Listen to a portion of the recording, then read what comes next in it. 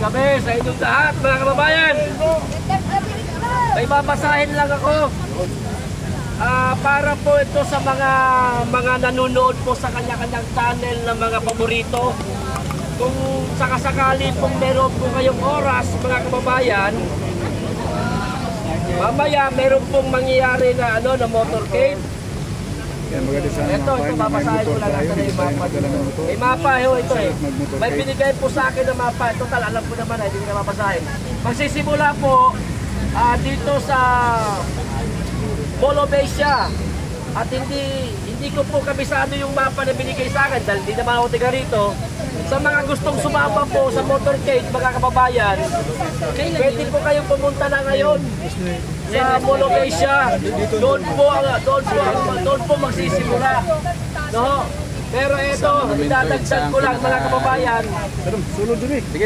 Ang Davao Region, hindi lang po ang Davao Region, kundi buong Mindanao, halos na, mga kababayan, kumilos na, nagsalita na ang Kamindanawan. Kasamahan po nating mga kapatid po natin, mga Muslim at mga Kristiyano, halo-halo po, mga kababayan, naglabas na po na kanilang hinanaing reklamo sa gobyernong Marcos.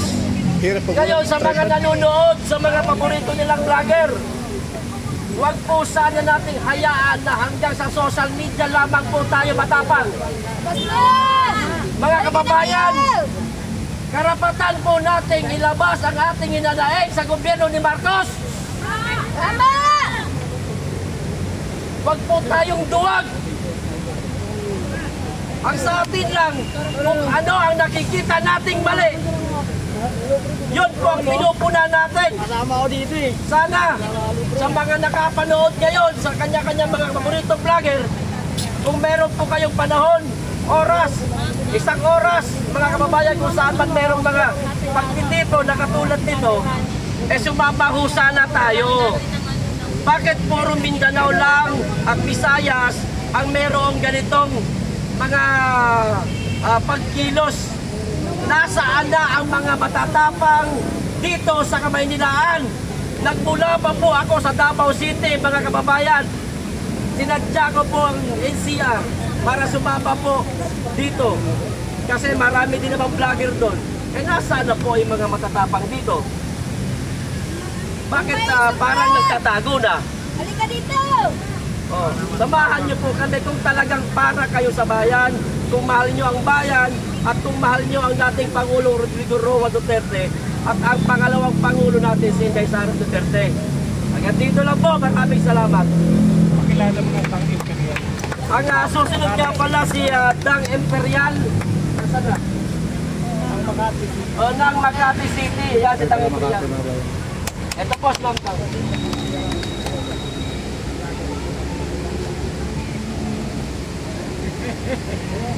Pilipinas! Gumising po tayo! Yes! Huwag po tayong mag-antay ng kung ano-ano pa dahil ito na yung pinakamatinding nangyayari sa atin. Kung ang isang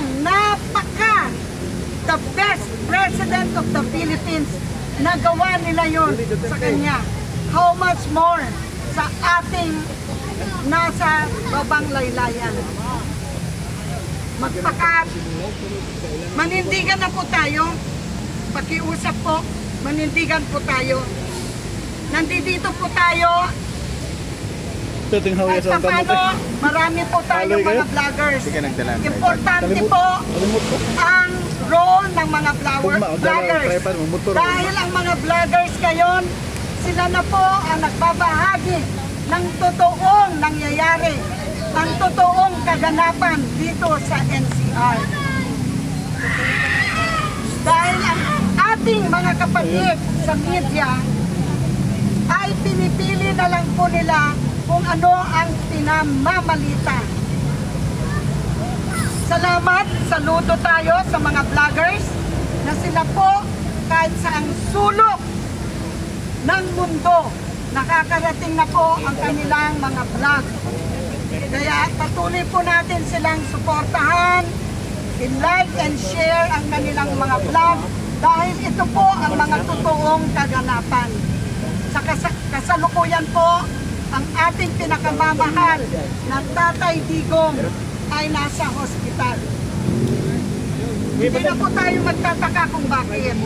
Dahil alam po nating lahat na pag ikaw ay diabetic, kailangan mo po ng maintenance medicine. Kung ang Tatay Digong ay nag-i-insulin, hindi ko alam kung nag-i-insulin, at hindi po siya nakapag-insulin, delikado po yan sa kanyang kalusugan. Tataas po ang sugar niya at napakalaking bagay po na kailangan po mabigyan po siya ng kaagad na gamot sa kanyang karamdaman. Napapanood po natin yung mga eksena sa airport nung kanilang literal na kinukuyog ang pamilya ni Tatay Digong.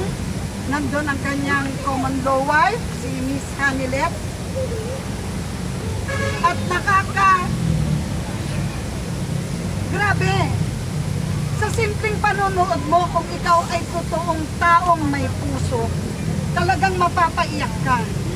Hindi ko lang mawari kung bakit itong si General na ba si Torre? Yes po, General. General ka. Diba ang function ninyo is to serve and protect? So who are you serving? Doon lang sa may pera? Doon sa maaring nag-aantay ka ng promosyon? That's why you're doing that? Nakikita po namin sa video ang galaw ni Kitty. Hindi niya alam kung anong uunahin niya, ang kanya bang ina, ang kanya bang ama, o ang lawyer na nandun. Nakita ninyo, ganun-ganun na yung damit ng lawyer. Pinakita rin ni Kitty, punit-punit na rin ang damit ni Kitty. Is that how you yung nanumpa to serve the Filipino people or to serve yung magbibigay sa iyo ng promotion?